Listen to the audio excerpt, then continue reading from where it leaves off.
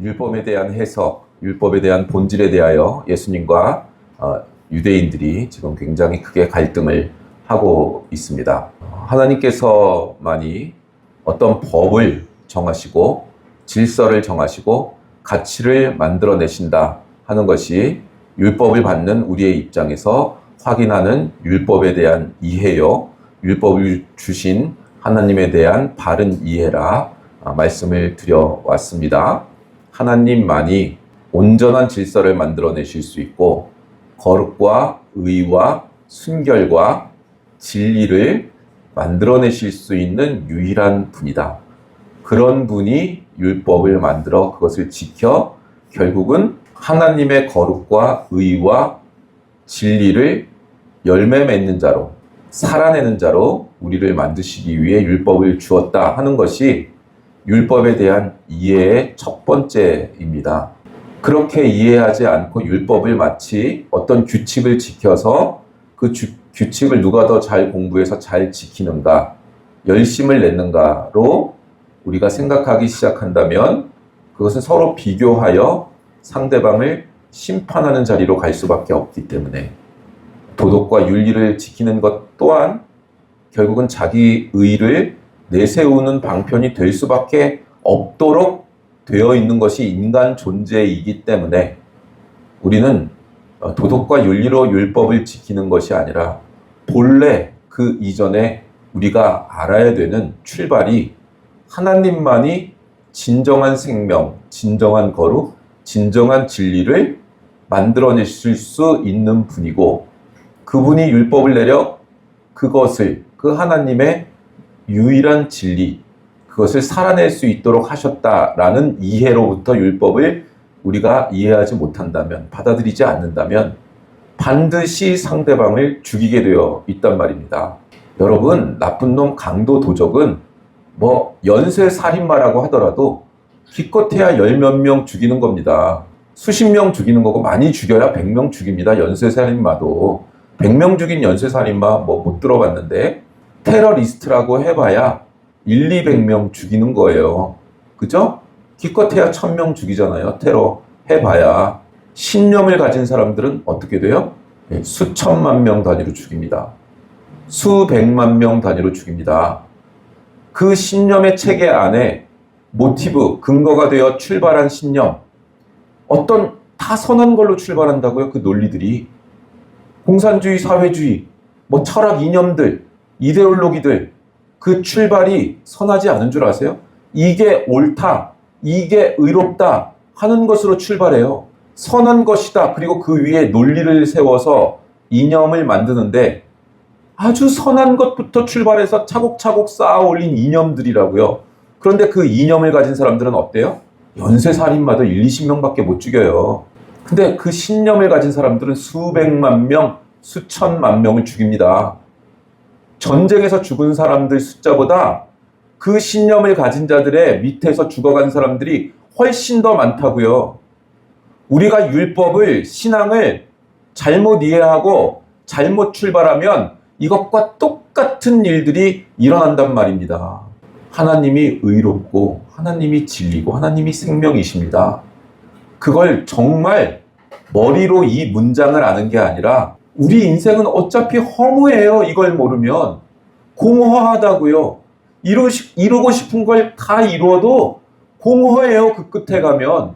우리 인생이 유일하게 행복감을 느끼고 평안을 느끼는 유일한 건 하나님의 말씀이 정말 진리고 어떤 대가를 치러서라도 그분의 말씀을 지켜낸 나의 인생 너무나 고통스러울 거거든요. 하나님의 말씀에 순종하면.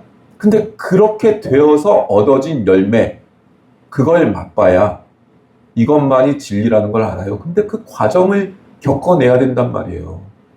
여러분, 첫 번째, 하나님이 나에게 정말 진짜 생명을 주셨다. 즉, 그 전에 생명은 정말 생명인 줄 알았는데 거짓된 것들이었다. 진짜 생명은 이거구나 라는 것이 우리가 경험되고 알게 되고 하나님만이 거룩이요 진리라는 것을 알게 되면 그 다음에 해야 되는 건 뭐라고요? 순종이라고요. 율법을 어떤 규칙이나 도덕 윤리를 지키는 것처럼 지키는 게 아니라 하나님 앞에서 지키듯이 너무나 진짜 생명이시고 진짜 우리 인생을 유일하게 값어치 있게 만들어주시는 분, 그분이 주신 말씀이기 때문에 그거를 지키는 순종으로 가는 거라고요. 순종으로. 갈 수밖에 없어요. 그거 외에는 다 허무한 것들이기 때문에. 유일하게 선과 진리와 생명과 영혼을 만드신 분이기 때문에 여러분 거기서 출발하지 않은 모든 여러분의 논리, 여러분의 모티브, 동기 그것들은 다 허무하게 무너져 내릴 것입니다. 그걸 빨리 깨달으셔야 돼요. 빨리. 한 사이클이 끝나가고 있습니다, 여러분. 빨리 정리할 거 정리하고 방향을 틀지 않으면 정말 하나님이 심지 않은 모든 것들이 사라지게 되는 것을 경험하게 될 겁니다. 회개하고 돌이키고 방향을 잡고 믿음의 태도와 영적인 깨달음들이 준비되면 하나님이 그 다음 차원의 문을 여실 겁니다. 그래서 율법을 알기 전에 하나님에 대해 알아야 되고 하나님이 우리에게 주신 생명의 본질에 대해서 경험하고 알아야 되고 자신의 인생이 그걸로 가득 차 올라서 목숨이라도 내놓는 것이 전혀 아깝지 않은 그 믿음에 이르러야 되고 그 믿음에 이르는 과정으로는 순종밖에 없는 거예요. 순종밖에 없다고요, 여러분. 어떤 각오, 어떤 대가를 치르고서라도 순종하셔야 되고 그 일에 순종하실 때 반드시 여러분 자존심을 건드리는 일이 생길 겁니다. 그 자존심을 꺾고 복종하셔야 됩니다. 그래야 그 다음 차원으로 갈 수 있습니다. 근데 거기에 안 갑니다. 자존심 건드려지면. 십수년을 그 자존심 꺾는데 시간을 들이기 마련이에요.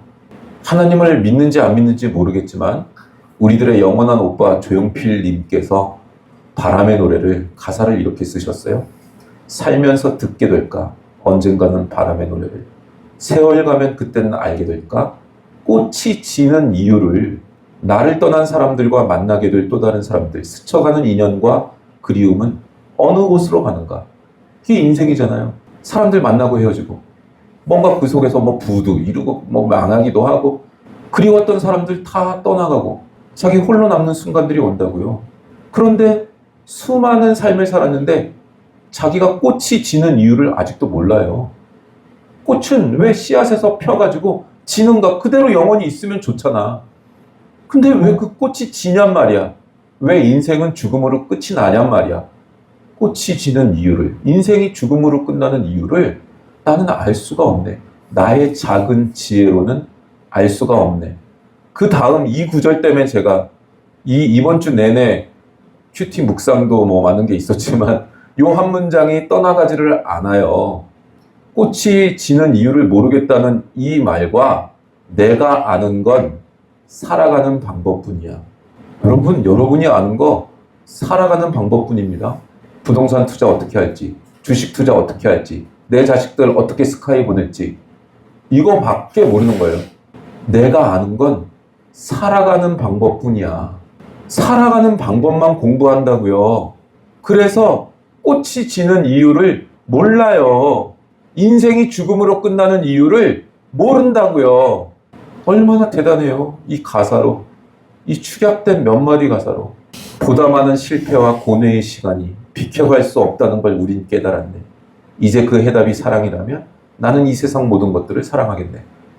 그 끝에서 사랑만이 또 하나님이 주신 가족, 우리는 교회, 우리의 신앙 그것이죠.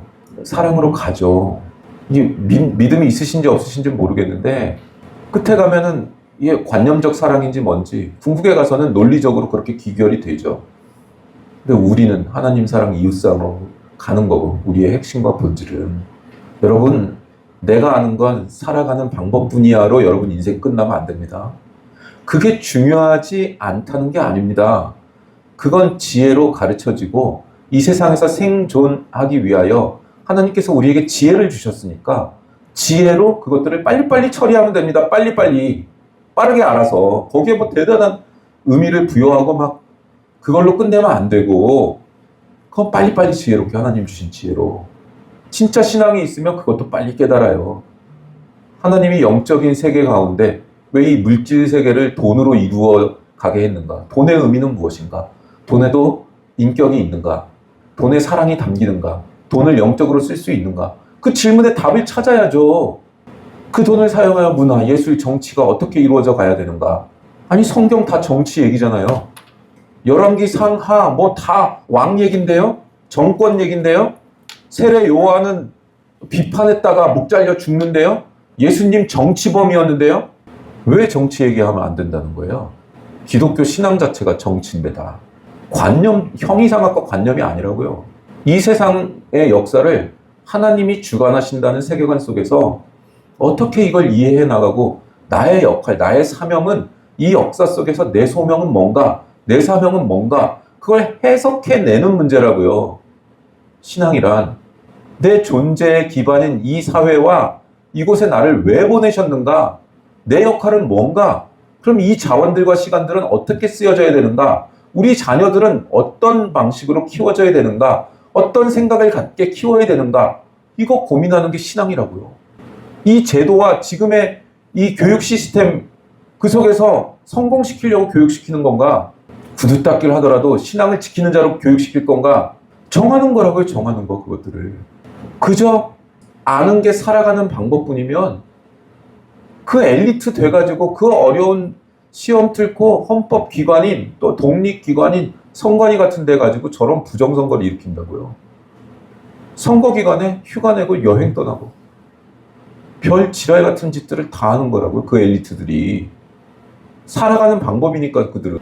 꽃이 지는 이유도 이해 못하는데 이 대답에 대해서 좀 멋있게 보이고 해결해 보려고 하는 게 그나마 나은 게 인간의 학문 중엔 철학인데, 여러분 철학 하는 사람 중에 웃상인 사람 본 적 있어요? 웃는 얼굴 하는 철학자 본 적 있어요?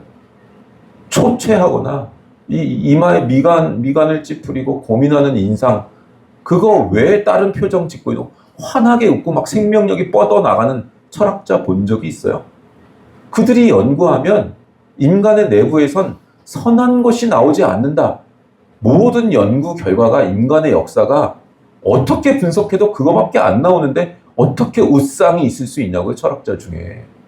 철학을 제대로 하면 신학으로 갈 수밖에 없어요. 정말 정직하게 철학하면. 선한 건 인간 안에서 안 나와요. 하나님 안에서 나오고. 여러분 신앙생활, 요즘 우리 예영이도 입시라서 큐티 자꾸 빼먹는데 하나님께 떨어지는 순간, 그게 무슨 말인지도 모르겠지. 큐티가 하나님 말씀 무슨 말인지도 모르겠고, 그러니까 답답하니까 쉽게 빼먹죠. 쉽게 빼먹죠. 묵상하고 기도하는 이 루틴을 쉽게 빼먹죠.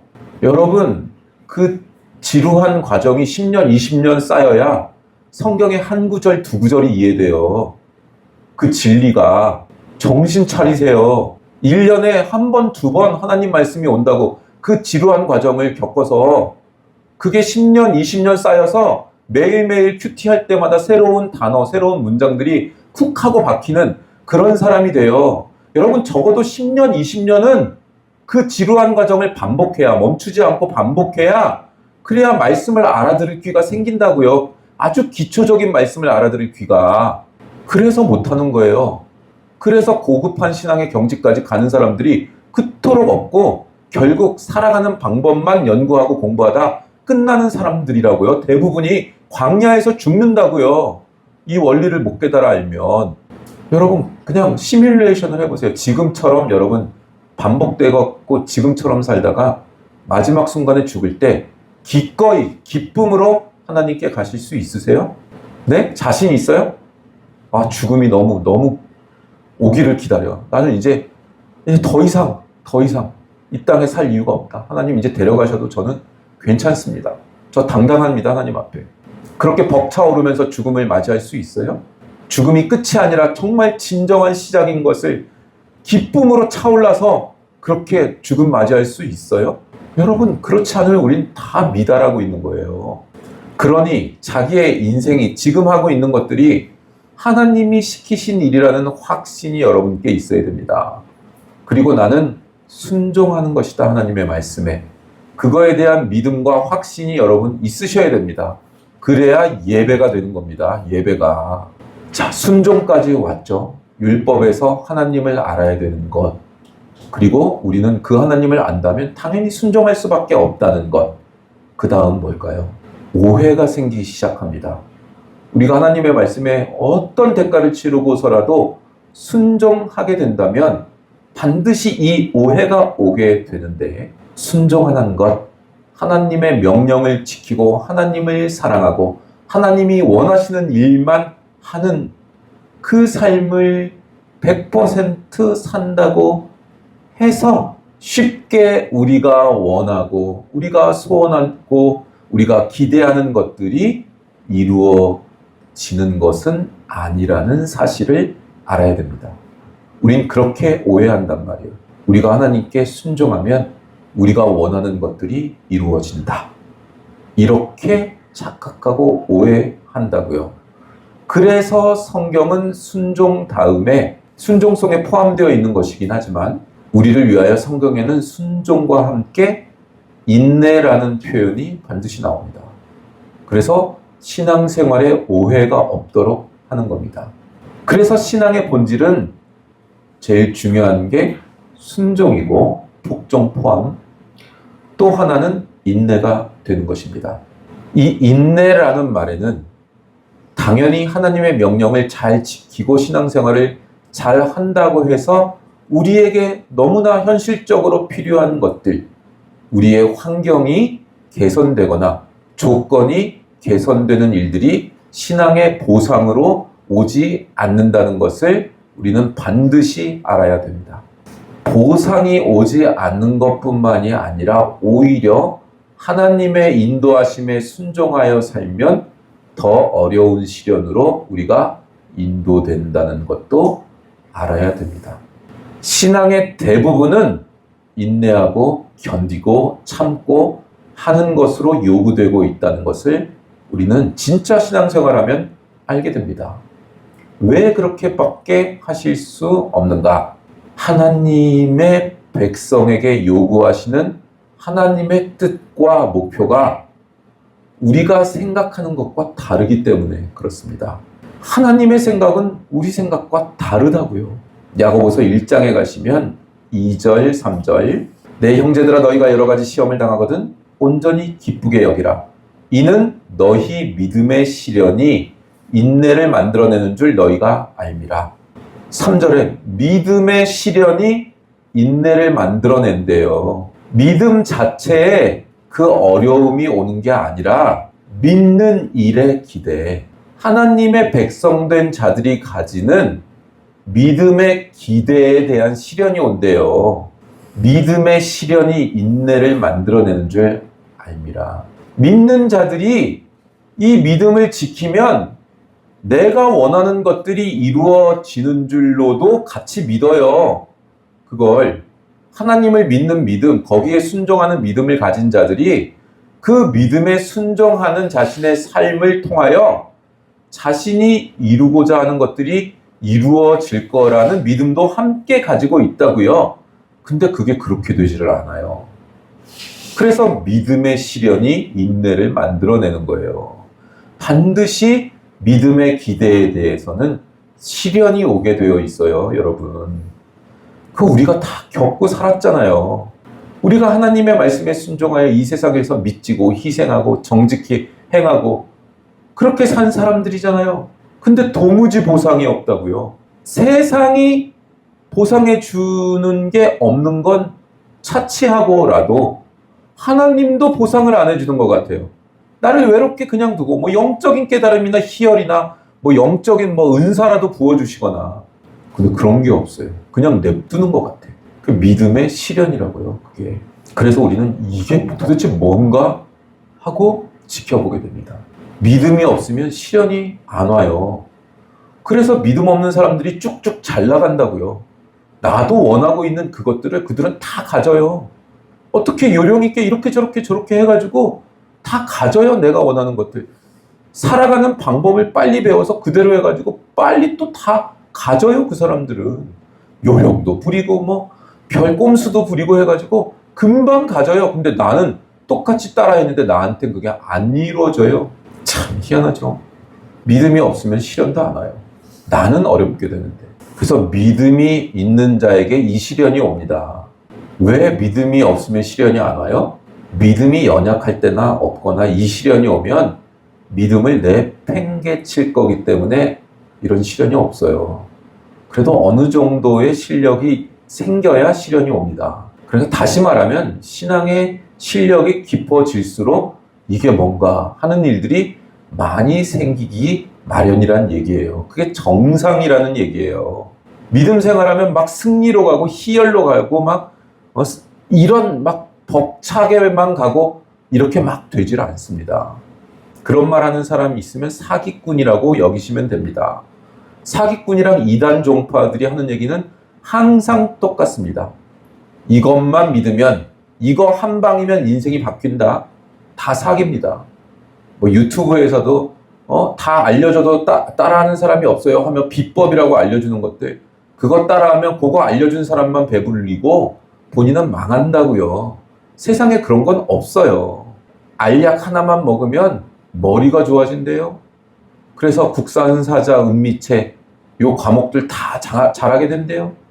그런 약이 없다고요. 공부는 그냥 해야 되고 훈련해야 되고 자기 실력이 갖춰져야 되고 하루하루 아주 고통스러운 과정과 훈련을 통하여 우리는 커 나가는 겁니다. 그러니까 믿음 막 가졌을 때만 기도 응답이 빠르다고요. 해달라는 대로 다 해줘. 막 신앙 막 가졌을 때는. 유치원생이니까. 유치원생들한테는 뭐 부담을 안 주죠. 아주 쉽게 가르쳐주고 몰라도 괜찮아. 넌 모를 나이야. 막 이러죠. 늘 가면 재미있고 맛있는 거 먹여주고 그런 데가 유치원이죠. 초등학교 초반에도 그러죠. 뭐 가나다라 배우니까 어렵지 않죠. 근데 초등학교 고학년부터 중학교 가기 시작하면 가서 뭐 엄청나게 공부해야 되죠. 10시까지 뭐 12시까지 학원 다녀야 되고 국민학교 초등학교 때는 100점 맞은 기억이 생겨요. 근데 중학교 고등학교 가서는 100점 맞기가 어려워지죠. 뭐 실력이 갑자기 없어졌어요? 더 컸는데 실력은? 시험 문제가 다른 겁니다.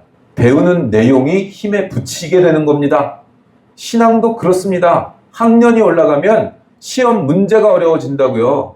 시험 문제를 풀 생각을 해야 되는데 하나님 섭섭해요. 왜 이 사건들이 나한테 일어나지? 이 사건을 일으킨 상대방에게 섭섭해요. 이러고 끝난다고요, 인생이. 시험 문제를 풀어야 되는데 원망하고 있다가 끝난다고요.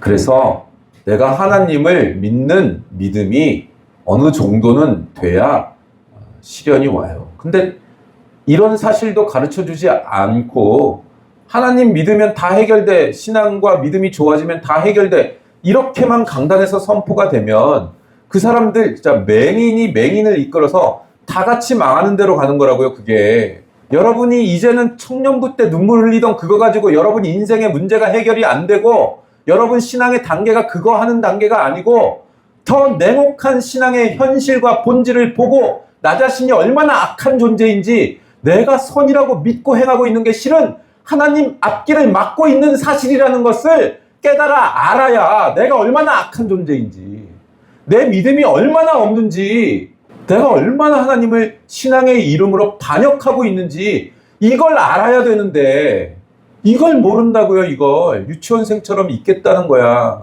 교회 가면은 그냥 초콜릿 주고 떡볶이 해주고 막 유치부 때 막 그런 신앙 막 그렇게 활기차고 행복하고 부활절 때 달걀 먹는 기쁨, 크리스마스 때 선물 받는 기쁨, 그 정도로 하겠다는 거야, 신앙생활을. 아니면 신앙 막 가졌을 때 어려운 사업에서 나를 일으켜 주신 하나님, 그 하나님만 만나겠다는 거야, 그 하나님만. 그러니까 나라를 다 넘겨버렸죠. 우리가 그 모양인 신앙을 갖고 있어서 나라를 다 통째로 넘겨버렸죠. 여러분, 진짜 신앙은 그냥 견디고 참는 거예요. 그러면서 하나님이 이 문제를 왜 내셨는가? 성경이 가르치는 삶은 무언가 하나님을 알아가고 성경이 원하는 인생의 태도를 갖고 바뀌어서 진짜 그 인생대로 아무리 어려워도 그 인생을 살아내는 하루를 살면 그때 통과가 돼요. 그러니까 믿음으로 깨달아 아는 데서만 통과가 안 되고요. 그걸 진짜 살아내서 자기의 삶이 되면, 그래서 진짜 실력이 갖춰지면 통과가 된다고요. 근데 깨달아 아는 것도 잘 못해. 그걸 하는 사람도 몇 명 없어. 근데 깨달아 알았으니 통과시켜 주세요 하고 질질 짜고 있다고요. 그게 아니라 살아내야 된다고. 살아내야 된다고. 하나님의 우선순위에 맞게 자신의 우선순위를 다 바꾸고 자기가 근육으로 살아내고 있어야 된다고. 그래야 하나님이 그 다음 차원으로 문을 여세요. 물론 거기도 더 어려운 문제가 있어요. 근데 이걸 한번 한 사이클을 돌아서 알면 반드시 그 사이클로 가지 않는 한 어차피 무의미한 인생을 살고 두들겨 맞고 사탄한테 당하고 고통만 겪다가 결국 이 자리에 온다는 걸 알기 때문에 결국 또 고난이 오는데 하면서도 그 길로 가요. 그 길로. 그래서 내가 이 고통을 믿음으로 이겨내면 나는 또 얼마나 성장해 있을까? 나는 반드시 열매를 맺을 거야. 이 지랄 발광하는 일들이 일어나죠. 그래도 그냥 견디고 또 가는 거야, 참고. 한 10년씩 걸려요. 이제 우리가 겪는 단위가 한 10년, 20년 단위가 된다고요. 이 단수로 올라서게 되면 1, 2년에 안 끝나요. 규빈이 예영이는 이제 1, 2년에 끝나는 그런 시험의 단계를 겪겠지만 이제 제 나이만 돼도 이게 10년, 20년짜리 그런 훈련을 받는단 말이에요. 호흡이 긴 것들. 아니 저는 받을 필요가 없는 훈련들인데 이제 훈련을 시켜야 되니까 거기서 같이 고통받고 거기서 구르는 거예요. 저는 저 혼자면 안 겪어도 되는 일들을 겪고 있어요. 그러니까 여러분 빨리 정리하셔야 됩니다. 빨리 제대로 된 방식으로 그리고 순종하고 복종하고 살아내는 데까지 가야 됩니다. 여러분. 그러면 통과돼요. 반드시. 하나님은 왜 이렇게 즉각적으로 답을 안 주실까요? 이사야 55장 8절에서 11절. 이는 내 생각이 너희의 생각과 다르며 내 길은 너희의 길과 다름이니라. 여호와의 말씀이니라. 이는 하늘이 땅보다 높음같이 내 길은 너희의 길보다 높으며 내 생각은 너희의 생각보다 높음이니라. 이는 비와 눈이 하늘로부터 내려서 그리로 되돌아가지 아니하고 땅을 적셔서 소출이 나게 하며 싹이 나게 하여 파종하는 자에게는 종자를 주며 먹는 자에게는 양식을 줌과 같이 내 입에서 나가는 말도 이와 같이 헛되이 내게로 되돌아오지 아니하고 나의 기뻐하는 뜻을 이루며 내가 보낸 일에 형통함이니라. 뭔 말이에요? 비가 내려서 땅에 스며들고 그게 막 흘러나가서 시냇가로 갔다가 강으로 갔다가 그리고 바다로 나가가지고 하늘로 다시 올라가서 다시 비로 오는 이 과정이 있는데 우리는 물이라고 하면 생각나는 건 내가 밥해 먹을 물, 라면 끓여 먹을 물, 마실 물밖에 생각을 안 하는데 하나님은 물을 내리실 때 이 모든 과정을 생각해서 이게 물이 흘러갖고 수력 발전소도 돌리고 배를 띄우고 땅의 식물들의 물이 되고 이 한 번 물 내린 거 가지고 이 모든 걸 다 행하시겠다는 거예요. 우리는 이걸 생각 못 하는데 하나님은 우리가 알지 못하는 어떤 것들을 행하고 계시대요. 우리 생각과 다르대요. 하늘이 땅보다 높음 같이 하나님의 생각은 우리의 생각과 다르게 높으시대요. 우린 이해조차 못해요. 그래서 저도 승질나고 이렇게 하면 이렇게 살면 되는데 아니 왜 이렇게 어렵게 살아야 되지? 마지막에 가서 하나님 이것도 뜻이 있겠죠. 이걸로 해석하고 그냥 견디는 쪽으로 내 마음을 바꾸지 않으면 못 견딘다니까요. 인생을. 못 견뎌요. 하나님이 무슨 뜻이 있겠지. 이 낭비에도 뜻이 있겠지. 그러고 그냥 버티는 거예요. 내가 모르는 어떤 일이 있을 거다 하고 그냥 긍정으로 자꾸 바꾸는 거예요. 긍정으로. 우리에게 주시는 이 시련과 고통도 우리가 이해 못하는 어떤 뜻이 있는 거예요. 그걸 믿는 거예요. 그러지 않으면 스트레스를 너무 받아요. 아니 내가 왜 이렇게까지 고생을 해야 되지? 왜 저걸 못 깨달아 알지? 저것만 알면 여기로 넘어오면 그냥 생각이 단순해져서 자유롭고도 풍성하게 살 수 있는데 왜 저걸 붙들고 있지 저 생각을? 저것만 놓으면 길이 열리는데 왜 못 놓지? 그리고 되돌아보면 10년 전에 나도 그랬구나. 20년 전에 나도 그랬구나. 그걸 지금 겪는 거구나. 그렇게 가는 거라고요. 그렇게. 하나님의 말씀이 떨어지면 그냥 나오지 않습니다. 이 모든 과정을 겪어서 하나님의 일들이 이루어진다고요. 그걸 믿어야 된다고요. 시편 105편 여러 차례 했지만 요셉이 그랬다고요. 시편 105편 16절. 그가 또 그 땅에 기근이 들게 하사 그들이 의지하고 있는 양식을 다 끊으셨도다. 양식을 끊으니까 어떻게 돼요? 그가 한 사람을 앞서 보내셨으며 요셉이 종으로 팔렸도다. 그의 발은 착고를 차고 그의 몸은 쇠사슬에 매였으니 곧 여호와의 말씀이 응할 때까지라. 그의 말씀이 그를 단련하였도다. 요셉을 먼저 보내신다고요. 그 흉년이 들고 그러기 전에. 그리고 이스라엘 민족을 이루시기 위하여 하나님이 이 모든 걸 계획하신다고요. 근데 이 일을 이루는 요셉의 입장에서 보면 꿈도 꿨고 하나님에 대하여 알고 요셉은 철이 없지만 그가 겪은 건 형들한테 팔려서 형들이 팔아서 노예로 끌려가고 거기서도 충성을 다했는데 충성을 다한 집안에서 강간 미수범이 돼가지고 감옥에 갇히는 일이고 감옥에 갇혀서 그냥 금방 풀려나냐 10년 이상을 감옥에 있는 일이에요. 요셉의 입장에서 생각해 보세요. 이걸 나는 하나님이 이 모든 일을 이루시기 위해 날 이렇게 하는 거야. 이렇게 해석됐겠어요? 그냥 사건이 일어나는 거라고요. 사건이. 우리 예영이도 뭐 목사 자녀인데 연습하는데 엄마가 없으니까 쟤는 엄마가 없으니까 왕따 시키자. 이런 거나 당하고 있는 거라고요. 학원에서. 그런 일을 당한다고요. 그런 일을. 착고가 차였다. 이게 묶이는 거라고. 쇠사슬에 묶여요. 목이 묶인다고요. 그래서 혼이 나간다는 표현이라고 했어요. 이걸. 혼이 나갈 정도로 어려운 일들이에요. 여러분. 정신이 나가버린다고요. 너무 무섭고 두렵고 억울해서 하나님의 입에서 나가는 말은 헛되게 돌아오는 법이 없어요. 명하는 일이 다 형통할 때까지. 그래서 결론이 뭐예요? 요셉은 하나님이 행하시기 가장 원하시는 그 위치에 가요. 그 감옥에 가야만 이방인 어린애가 총리가 될 수 있고 총리가 되고 왕의 인정을 받아야 이 가족이 이주해 올 수 있고 땅을 부여받아야 거기서 민족이 이루어질 수 있기 때문에 그래서 요셉은 이 일을 겪는 거예요. 믿음만 생겼어요? 아니요. 정치를 할 수 있는 실력이 생겼어요. 실력. 그 실력이 생기기까지 10년이 있다고요. 감옥에 갇혀서. 이게 성경이 하는 얘기예요. 하나님이 어떤 분인지 알아? 순종하면 내가 원하는 일이 이루어지는 게 아니라 시련 속으로 들어가게 되고 인내를 반드시 해내고 훈련을 받아야 그렇게 해서 훈련만 받고 참고만 있으면 안 돼요. 실력을 가져야 돼요. 그 속에서. 실력을. 돈으로 떼어주는 게 아니라 하나님이 돈을 주시지 않으면 자기 실력, 자기 노력, 자기 집중력으로 떼어야 된다고요. 그거를 떼어내야 된다고요. 가난은 축복이라고요. 그래서 빚내서 공부시키는 거 아니에요. 주신 만큼 가지고 사는 거예요. 빚을 내면 안 돼요. 가난이 오면 하나님이 요만큼 줬는데 이걸 하나님 해야겠습니다. 그러면 자기 집중력, 자기 생명력, 자기 실력으로 성장해야 되는 거예요. 안 주신 만큼. 나는 레슨을 못 받는다. 돈이 없어서. 그럼 지가 노력해서 유튜브 찾아가지고 쟤는 팔 모양을 저렇게 하네, 호흡을 저때 하네, 이런 거 분석해 내야 되는 거예요. 하고 싶으면. 그래야 진짜 실력이 나와요. 진짜 실력. 돈으로 만든 실력이 아니라 진짜 실력. 근데 공부랑 이 훈련이 어려운 거는 지금 내가 훈련할 때 이게 필요한 줄을 몰라. 필요한 줄 알 때는 이미 써먹어야 될 때인 거야.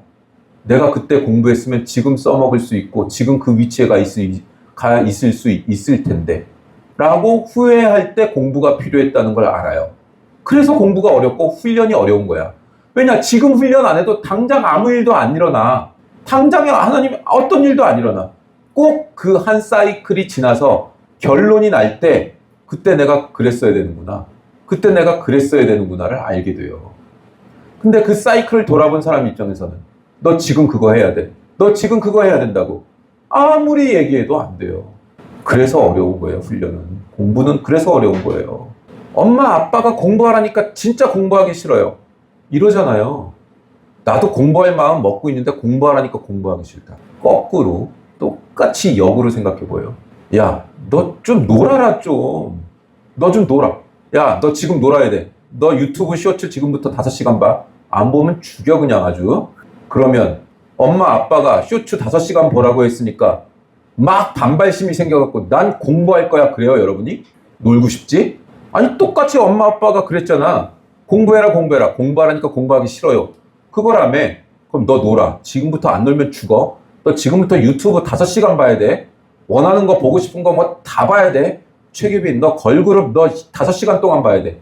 그 막 반발심이 생겨가지고 나 공부할 거야. 이런 마음이 반발심이 드냐고. 안 들잖아. 그러니까 뭔 말이에요 그거는. 공부가 하기 싫은 거라고요 그냥. 그래서 훈련은 어려운 거예요. 지금 훈련하라고 하는 게 의미가 없고 아무것도 아닌 것처럼 보이고 그거 안 해도 아무 일도 안 일어나거든요. 히브리서 12장으로 가보실까요? 히브리서 12장 7절. 하나님은 왜 이렇게 하시는가? 너희가 참음은 징계를 받기 위함이라. 하나님이 아들과 같이 너희를 대우하시나니 어찌 아버지가 징계하지 않는 아들이 있으리요. 징계는 다 받는 것이거늘 너희에게 없으면 사생자요 친아들이 아니니라. 많이 했죠? 파이디온, 아들 만들기, 자녀 만들기라고요. 훈련시키기. 여기서 너희가 참음은, 인내함은 징계를 받기 위함이에요. 자식 만들기라고요. 이 징계가. 훈련시키기라고요. 이 훈련을 안 시키면 아들, 친아들이 아니래요. 그냥 사생자지. 어떻게 훈련시키지 않는 아버지가 있으리요라고요. 하나님은 우리에게 그래서 인생의 시련을 주시는 겁니다. 시련의 본뜻을 모르니까 불평하지.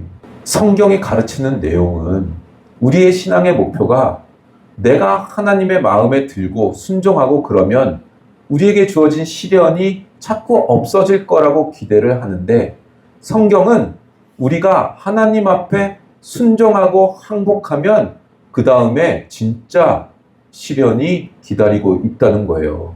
그걸 견디라는 거예요.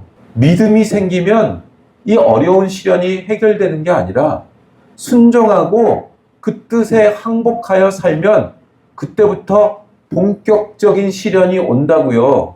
너희를 위하여, 너희의 영광을 위하여, 너희를 하나님의 자식으로 대접하기 때문에 훈련시키는 일들이니까 인내하라는 거예요. 그걸 참으라는 거예요.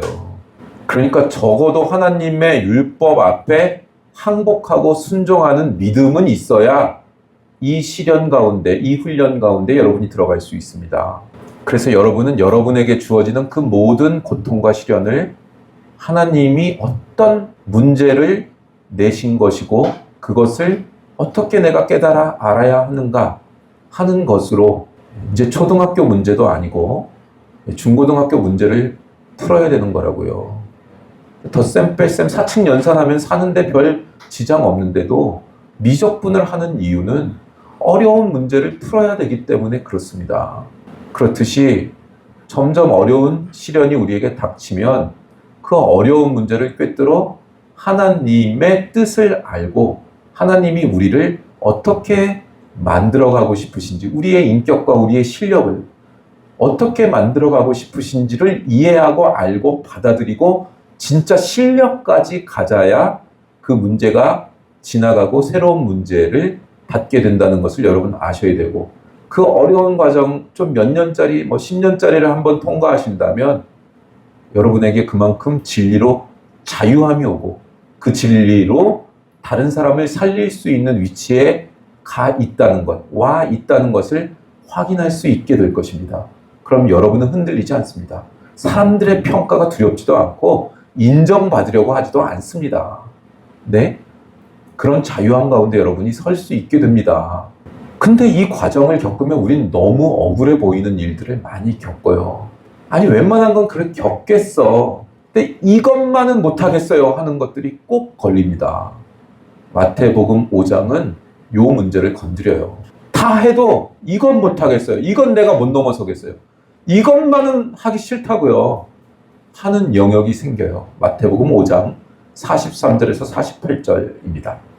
또 내 이웃을 사랑하고 내 원수를 미워하라 하였다는 것을 너희가 들었으나 나는 너희에게 이르노니 너희 원수를 사랑하며 너희를 박해하는 자를 위하여 기도하라. 이같이 한즉 하늘에 계신 너희 아버지의 아들이 되리니 이는 하나님이 그 해를 악인과 선인에게 비추시며 비를 의로운 자와 불의한 자에게 내려주심이라. 너희가 너희를 사랑하는 자를 사랑하면 무슨 상이 있으리요? 세리도 이같이 아니하냐. 또 너희가 너희 형제에게만 무난하면 남보다 더하는 것이 무엇이냐? 이방인들도 이같이 아니하느냐. 그러므로 하늘에 계신 너희 아버지의 온전하심과 같이 너희도 온전하라. 도무지 못할 일들 뭐예요? 다 하겠는데 이건 못하겠어요. 대표적으로 원수를 사랑하래요. 나를 핍박하는 자를 위해 기도하래요. 내가 욕 안 하고 복수를 안 하는 것만으로도 실은 잘하는 거죠. 그게 답이잖아요. 우리가 최대한 아무리 내가 해도 욕 안 하고 원수 안 하고 복수 안 하는 거. 근데 사랑하래요. 이걸 또 핍박하는 자를 위해 기도하래요. 이게 뭐예요? 인간이 하나님의 형상으로 지어졌을 때 가야 되는 수준과 경지예요. 고급한 경지라고요. 하나님의 온전하신 같이 너희도 온전하라예요. 성경의 가르침은. 이 수준까지 가는데 하나님이 시련을 주신다고요. 여기까지 가도록. 그래서 억울한 일들, 이해하기 힘든 일들, 섭섭한 일들을 겪게 하신다고요. 뭐 때문에 그런다고요? 하나님같이 되래요. 이런 세상에. 저는 이걸 일찍이 알았습니다. 근데 하기가 싫어서 지금까지 이 나이 될 때까지 이걸 하기가 싫더라고요. 그래서 수십 년 묵힌 것들이 이 안에 있어요. 수십 년 묵힌 것들. 이제 하나님 나라에 갈 때가 가까이 오니까 그러니까 진짜 하나님 말씀이 옳았네. 진작에 했어야 되는 것들이네. 하는 것들이 이 안에 있다고요. 여러분. 그걸 아는데도 안 한다고요. 이건 건들지 마세요. 그런다고요.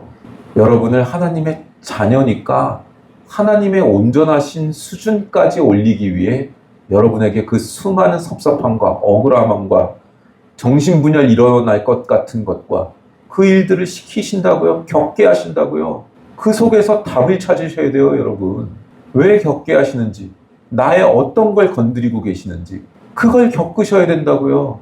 그게 훈련이라고요. 왜요? 하나님은 이 세상이 뭐 유토피아가 되는 거 원하지 않으세요. 하나님은 여러분의 영혼, 여러분의 인격, 여러분의 존재를 원하신다고요. 여러분의 존재가 하나님의 온전하심과 하나님이 원하는 그 세계를 볼 수 있는, 하나님의 관점에서 모든 것을 볼 수 있는 존재가 되는 데까지 여러분을 포기하지 않으시고 하나님의 열심으로 거기까지 몰아붙이실 거라고요.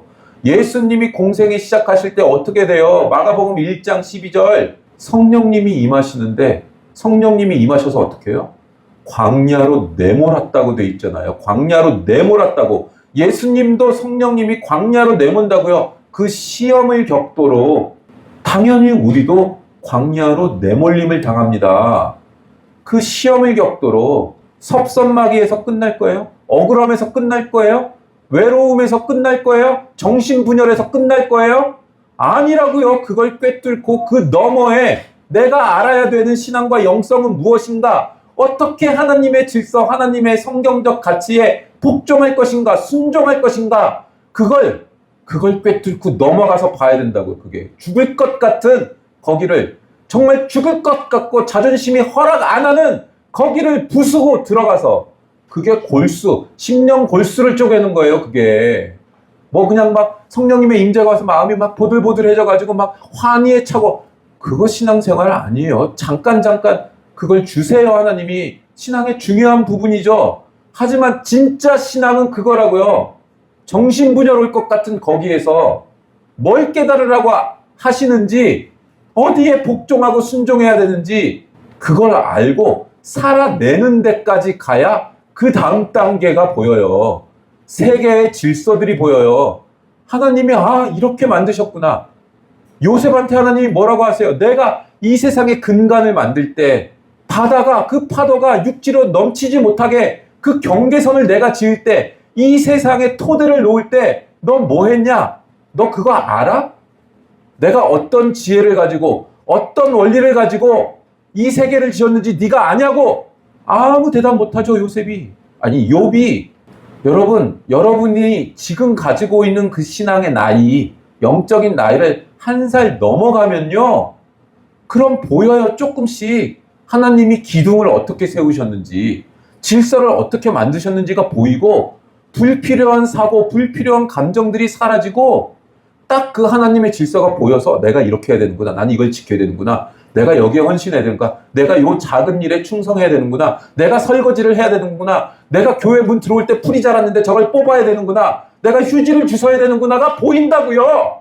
반드시 여러분 근육으로 그걸 하는 게 보인다고요. 와서 대접받을 생각하지 말고, 규빈이 옆에 저 컵이 있는데 저걸 치워야 되는구나. 그 탁자가 먼지가 앉았구나가 보인다고요. 그걸 치워야 되는구나가 보인다고요. 그걸 통과 못해서 그래요. 통과 못해서. 그래서 거짓된 신앙, 관념된 신앙으로 우리가 가는 거고, 우리가 너무 쉽게 변질되는 거예요. 하나님은 여러분을 그 목표를 향해서 가게 하세요. 자신이 가진 목표가 아니라 하나님의 목표를 보세요. 하나님이 각자에게 맞는 어떤 걸 요구하고 계셔요. 그런데 그 목표는 인간의 고급한 경지까지 가는 데 있다고요. 하나님의 형상을 회복하는 데 있다고요. 이미 우리 안에 그 새로운 피조물의 형상이 있다고요. 그 형상이 우리를 지배하도록. 우리 로마서 7장 요즘 계속 했잖아요. 내 안에 선을 행하는 것이 있으나 그 선을 행하는 것을 행치 아니하고 악을 행하는 육신이 있다고요. 우리 안에. 사도 바울같이 삼층천에 갔다 온 사람도 이런 갈등을 하는데 우리는 하물며 명확히 보세요. 우리 안에 선한 게 있고 하나님의 뜻을 따르려고 하는 열망이 있어요. 그러나 따르지 않습니다. 우리는. 그게 뭔가? 그걸 끊임없이 반복하며 우리가 살고 있는데 복음은 그럼 뭔가? 그런 우리를 감싸 안는 거예요. 복음은. 그 복음 안으로, 은혜 안으로 제대로 들어오지 않으면 이 갈등, 이 위선, 이게 깨트려지질 않고 진짜 생명의 신앙생활을 하지 못합니다. 여러분, 진짜 하나님의 말씀 가운데 살아가는 그 생명을 여러분이 누리지 못한다고요. 그냥 은혜 받았고 성령님이 임재했을 때 눈물 흘리고 뭐 찬송했던 거 그냥 거기서 멈춘다고요. 유치원 때 떡볶이 주고 뭐 이유식 주고 하는 거 거기서 멈춘다고요. 그거 아니라고요. 그걸 넘어서라고요. 넘어서. 그리고 살아내라고요. 여러분, 인생살이 고단하시죠? 해결할 수 없는 한숨으로 연결되는 무거운 짐들이 여러분을 누르고 있을 겁니다. 하나님이 요구하신 경지, 우리를 위하여 십자가에 예수님을 박으시고 예수님은 그걸 감당하신 이 신앙의 흐름 안에서 내 의식, 내 지정의가 어떻게 이것을 받아들이고 이것을 내 인격과 내 삶으로 살아낼까? 하나님을 닮아가는 이 싸움, 예수님을 닮아가는 이 싸움, 믿음을 가졌을 때 기대하고 있는 것들이 이루어지지 않는 시련, 이 시련을 인내로 이겨내고 하나님의 그 믿음이 주는 진리의 자유함이 주는 그 승리를 언젠가는 꼭 쟁취하시기를 주님의 이름으로 축원합니다. 아멘.